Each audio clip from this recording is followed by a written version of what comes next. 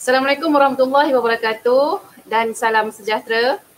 Alhamdulillah bertemu kita lagi dalam program Jom Sembang Santai Biar Sampai. Kali ini episod yang ke-6 terbitan TV Ikram. Salam Jumaat penghulu segala hari, hari di mana kita digalakkan banyak bersedekah, berselawat dan jangan lupa membaca surah Al-Kahfi. Alhamdulillah, seperti biasa, saya Siti Amisah Manan daripada Ikram Media Pertubuhan Ikram Malaysia dan bersama kita di studio pada hari ini Ustaz Dr. Syazali Irman Ahmad Najib, Ketua Had Ehwal Syariah Pertubuhan Ikram Malaysia. Assalamualaikum Ustaz. Waalaikumsalam. Apa khabar? Alhamdulillah. Ustaz baik ya Ustaz? Kita dah episod yang ke-6 dah Ustaz. Ya, dah ke-6 dah ni. Terima kasih kepada penonton yang setia bersama kita dalam segmen ni Ustaz.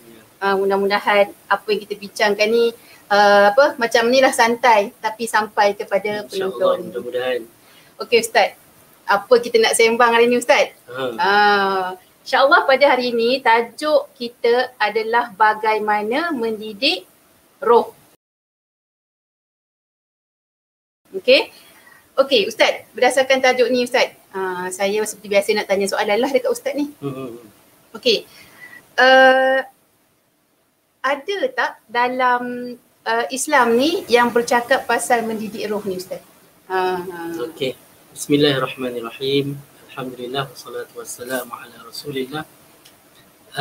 Kak Nisa, para penonton yang dirahmati Allah sekalian, menarik persoalan yang kita akan bincangkan pada episod kali ini, iaitu berkaitan dengan mendidik roh. Ia bertitik tolak daripada sebuah hadis Nabi yang dikeluarkan oleh Imam Muslim rahimahullah, an Abi Hurairah anna Rasulullah sallallahu alaihi wasallam qala, Nabi sallallahu alaihi wasallam kata, al arwahu junudun mujannadah. Allah kata, Nabi kata, roh ni ibarat para jurid ataupun tentera yang direkrut. Macam mana tu? Tentera kan, dia ada pasukan-pasukan, ada pasukan A, ada pasukan B, pasukan geng kita ataupun ada lawan kita. Fama ta'arafa minha iktalafa wa ma tanakara minha ikhtalafa. Ini yang Nabi sebut. Ialah kalau pasukan tentera, bila kita nampak ni geng kita, kita mestilah akan bersama dengan dia. Kita akan cenderung dan kita akan geng, sama geng. Yang bila kita tengok ni geng musuh, kita akan berlawan lah.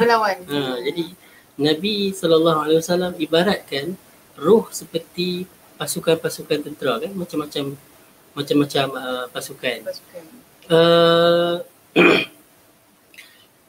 Allah Subhanahu Wa Taala dalam Al-Quran pun menyebutkan kan, bila orang bertanya kepada Nabi SAW tentang roh, roh ni satu perkara yang memang agak rahsia yang manusia tak berapa tahu sangat tentang roh ni. Sebab dia tak boleh dilihat dengan mata Ustaz, dia bukan kan? benda yang kita boleh lihat dengan mata.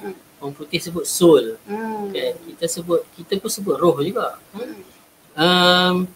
Badan manusia yang kita boleh tengok jasad fizikal ni pun bukan semua orang tahu. Orang yang ambil anatomi, yang ambil bidang perubatan, yang pernah bedah badan manusia, orang-orang tu je yang doktor-doktor je yang tahu tentang manusia punya badan. Itu yang kita boleh nampak. Apatah lagi roh yang orang pun tak tahu, tak boleh nampak.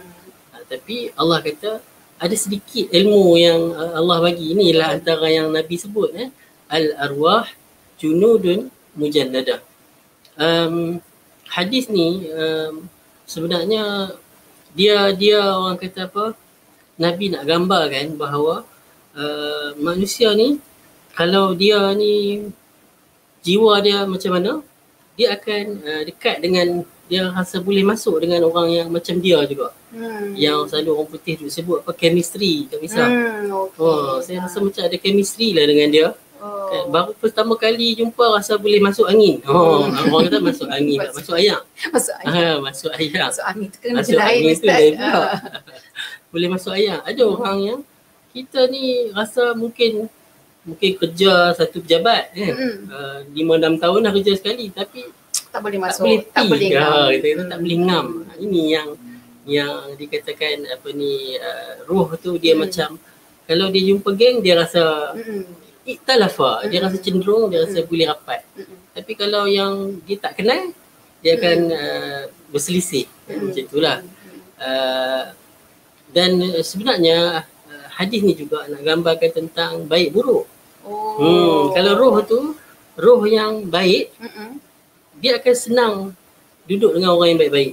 Ataupun dia suka kepada perkara-perkara yang baik. Dia ngam. Kalau dia tak baik, dia jumpa orang baik-baik, dia kata tak best lah duduk dengan dia panggil poyo. Dia rasa rimah. Tapi kalau orang yang roh yang baik, dia pergi tempat yang tak baik ataupun dia berkawan dengan kawan-kawan yang tak baik, dia akan rasa macam tak boleh. Dia tak boleh duduk tempat macam tu, tak boleh duduk dalam suasana kawan-kawan yang macam itulah.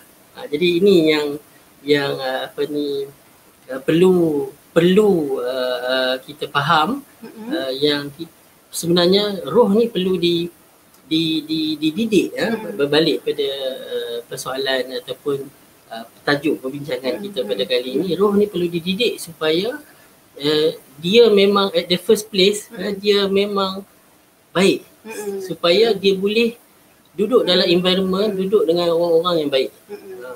Betul Ustaz, bila kita nak didik roh ni Ustaz, pastilah kita perlu mendidik dia di peringkat awal lagi kan. So macam mana tu Ustaz? Macam mana nak supaya roh ni nanti yang Ustaz kata ada chemistry tu, bila dia dah dididik dengan cara yang betul, dia akan berjumpa juga dengan roh-roh yang baik juga kalau dididik dengan baik, Ustaz kata. So macam mana nak didik roh ni di peringkat anak-anak lagi Ustaz? Ini soalan yang kita kena ambil perhatian para penonton. Kerana saya biasa orang kata macam ni, anak aku ni, aku tak percayalah dia ni bila pergi berkawan dia terpengaruh dengan kawan. Saya tak pasti sejauh mana kebenaran budak kecil terpengaruh dengan kawan-kawan.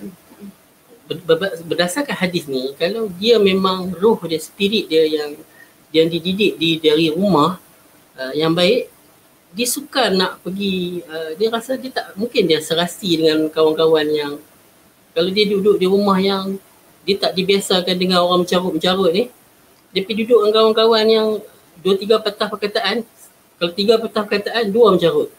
Dia tak boleh duduk dengan orang macam tu.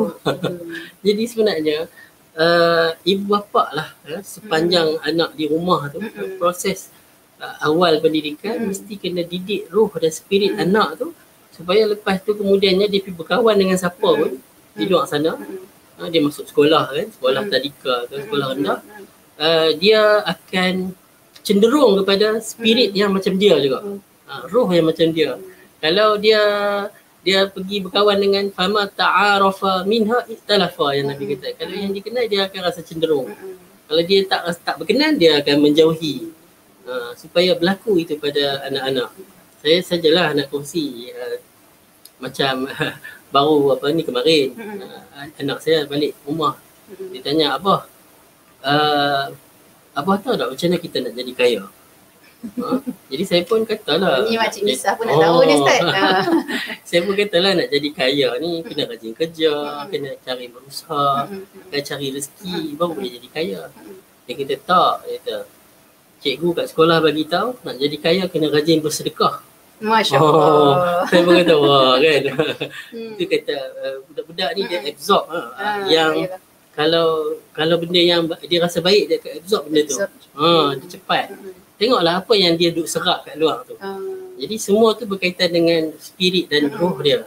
Jadi sebab itulah kita lah di rumah sebagai ibu dan bapa kena sediakan anak-anak ni dia punya orang kata apa, spirit dia punya soul, dia punya roh dia tu supaya suka benda baik dan dia rasa sensitif kepada sesuatu yang tak baik, yang tak bagus, yang orang kata apa, yang kita kata suasana yang jahat, suasana yang mungkin menyusahkan orang lain. Macam itulah lebih kurang. Okey, saya rasakan Ustaz, apa yang Ustaz cakap tadi, pendidikan daripada rumah tu, tapi saya rasa penting juga pendidikan tu sebenarnya kena berterusan kan Ustaz. Maksudnya pendidikan dari rumah ni kalau kita nak didik roh anak ni kena pendidikan berterusan. Tak bolehlah kita okey macam ni lepas tu nanti kita tinggalkan anak kita, itulah saya rasa salah satu kuncinya kan. Pendidikan berterusan. Maksudnya ibu bapa kena mementingkan pendidikan roh anak ni secara berterusan di rumah. Itu pendidikan bermula dari rumah, Ustaz. Yang soalan saya nak tanya kemudian dia, bagaimana pula kalau pendidikan ni ibu bapa yang tadi didik anak kat rumah tapi kadang-kadang keluar ke masyarakat, anak-anak dia terdedah dengan pelbagai perkara. So bagaimana pula ibu bapa ni nak dapatkan sokongan pendidikan untuk mendidik roh yang baik ni di masyarakat? Tapi sebelum saya nak respon tentang apa ni soalan berkaitan dengan macam mana penerusan. Yalah, pendidikan ni perlu berterusan, bukan hanya masa dia kecil-kecil je kan. Supaya roh dia sentiasa terisi dengan perkara-perkara yang baik kan. Kita selalu kata fizikal kita perlu makanan. Kita punya spiritual roh kita pun perlu makanan juga. Jadi itu yang apa nama penting kita faham. Berkaitan dengan roh ni, dia special tau. Kadang-kadang kan bukan setakat sesama manusia, bahkan seluruh alam. Alam pun berinteraksi dengan kita. Macam kadang kita pergi tengok kedai-kedai kan, mana-mana kucing. Kucing dia boleh tahu orang ni okey tak dengan dia untuk dia dekati. Betul. Jadi tu yang kalau dia tu orang kata pejenis yang orang kata apa macam mana, kucing pun tak suka berkata orang. Kucing pun tak suka. Bahkan dalam Al-Quran Allah ada sebut dalam surah Ad-Dukhan ayat 29, Allah kata fama bakat alaihimus sama'u wal ard. Apabila Allah dah musnahkan satu-satu kaum yang Allah cerita tentang, dia panjang lah cerita kan. Allah musnahkan satu-satu kaum yang mengingkari Allah dan Rasul. Bila telah mereka dimusnahkan, Allah kata fama bakat alaihimus sama'u wal ard.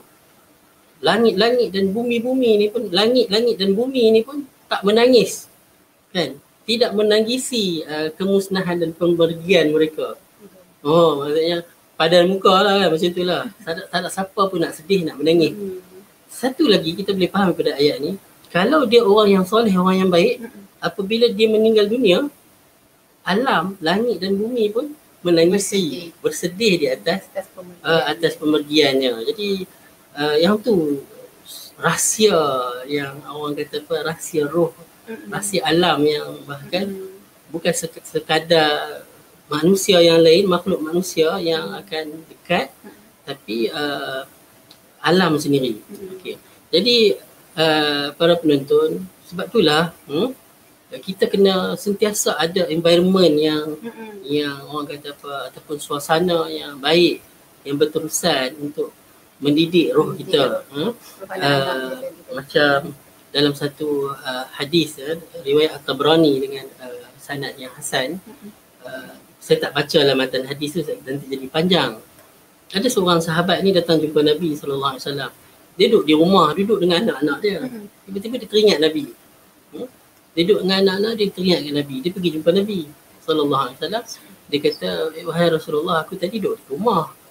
Tiba-tiba teringat tu yang aku datang jumpa nak tengok. Teringat nak tengok Nabi dia di depan mata dia kan. Jadi dia datang tengok.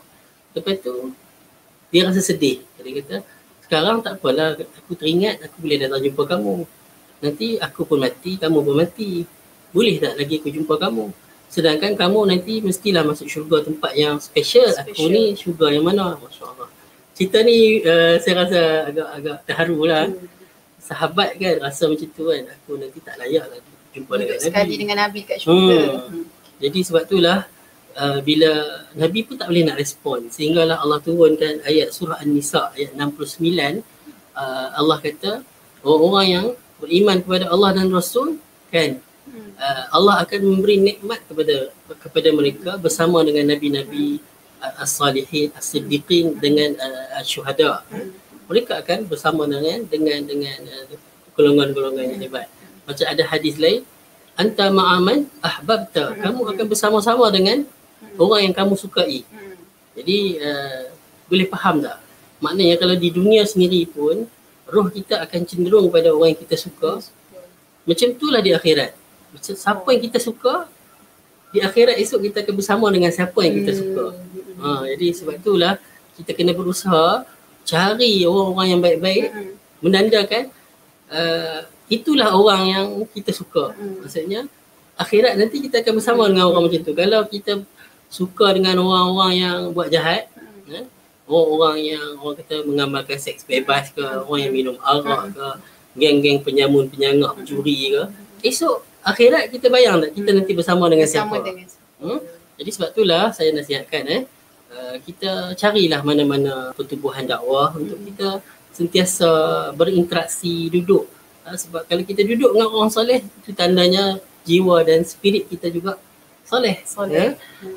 Bahkan kami ni di Pertubuhan Ikram Malaysia kan, kita ada juga sediakan program-program program-program pembinaan insan yang demi nak orang kata apa, nak support supaya kita sentiasa dikelilingi, berada dalam suasana yang orang-orang baik, program-program yang baik. Bahkan kalau institusi Ikram di seluruh Malaysia ada sejak daripada prasekolah sampai ke peringkat sekolah menengah.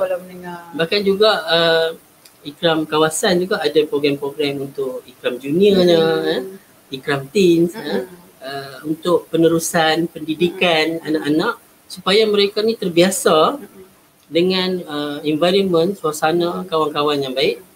Dan akhirnya nanti bila dia masuk ke peringkat universiti ke, masuk ke alam pekerjaan ke, dia akan cari orang-orang yang baik-baik juga. Jadi macam itulah. Anta ambil kata kunci apa Nabi kata. Anta ma'aman ahbabta. Kamu akan bersama-sama dengan orang yang kamu cintai. Dunia pun macam tu, akhirat pun macam tu. Kalau macam mana di dunia ni kita suka duduk dengan siapa, macam itulah nanti akhirat kita akan duduk dengan orang yang kita suka tu. Wallahualam, itulah apa yang saya dapat kongsikan berkaitan dengan mendidik roh pada episod kali ini. Alhamdulillah, terima kasih Ustaz atas perkongsian Ustaz pada hari ini. Betapa pentingnya kalau kita hendak mendidik roh ya Ustaz. Didik roh tu biarlah daripada anak-anak lagi, untuk kita didik roh mereka supaya kecenderungan anak-anak kita tu adalah untuk bersama dengan roh yang baik-baik ni, yang dididik dengan baik. Mudah-mudahan di samping tu kita doa juga Ustaz ya. Kita doa supaya anak kita dalam tempoh dia membesar tu, sampailah dia dewasa, sampailah kalau boleh sampai tua Ustaz ya. Dia bersama dengan orang yang baik-baik, kecenderungan kepada roh yang baik-baik ni. InsyaAllah itu saja Ustaz perkongsian kita pada hari ini. Alhamdulillah, terima kasih kepada penonton yang sudi menonton episod pada kali ini. Jangan lupa untuk subscribe TV Ikram, TV mendidik jiwa menyebar rahmah. Okay, insyaAllah kita bertemu pada episod yang akan datang. Assalamualaikum warahmatullahi wabarakatuh.